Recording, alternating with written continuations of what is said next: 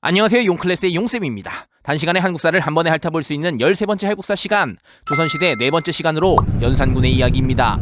연산군의 이야기를 시작하려면 그의 어머니에 대해서 좀 알고 가야 합니다.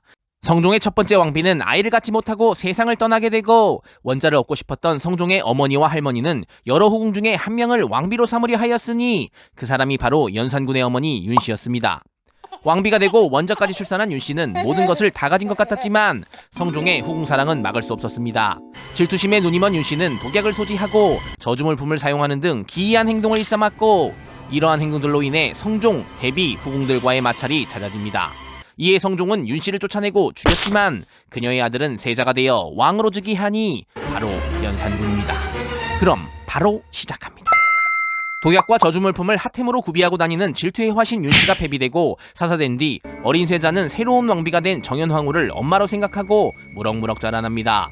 많은 사람들이 연산군을 본투비 미친놈으로 알고 있지만 사실 세자 시절에도 몸이 약한 것 말고는 큰 문제 없이 지냈고, 즉위 후에도 갑자사화 전까지는 안정적인 통치를 하였다고 합니다. 성종이 죽고 세자가 즉위 후 얼마 되지 않아 연산군은 묘지문을 보다가 생모의 존재와 사사 사실을 알게 되고 궁궐과 대시들은 알 수 없는 긴장감에 휩싸이게 됩니다.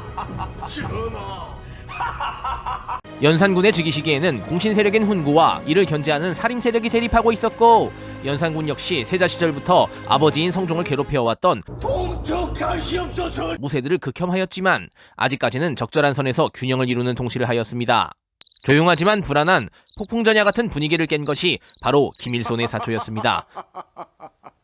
이극돈, 유저강 등의 훈구 세력은 사림들의 모두가기 공격에 분노하고 있었고, 사림 세력인 김일손이 자신의 사초에 김종직의 조이제문이라는 글을 수록하자 이를 이용하여 복수를 시작합니다.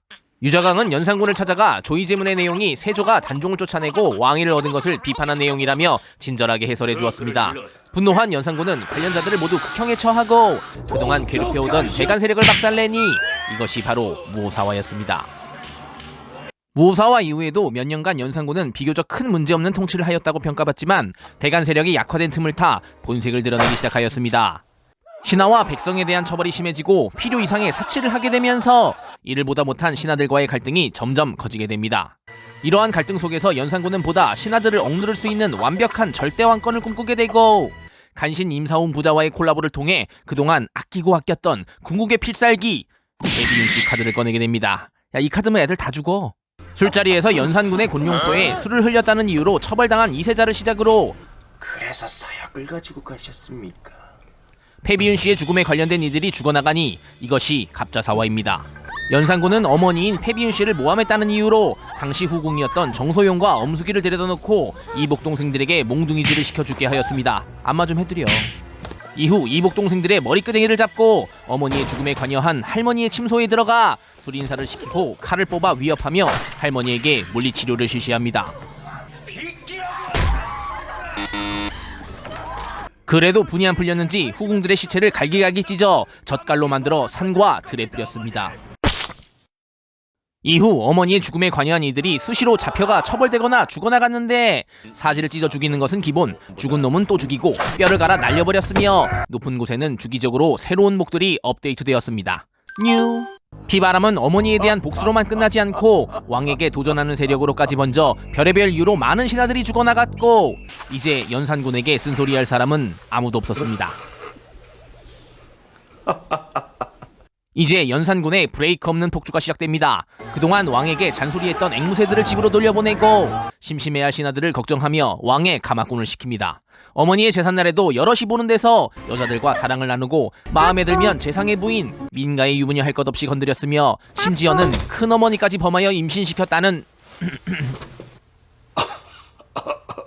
또한 나들이를 위해 땅에 금표를 세운 후 민가를 부수고 백성들을 쫓아냈으며 사냥을 위해 동물원도 만들고 거대한 연회 장소와 수천 명이 앉을 수 있는 정자도 만들었습니다.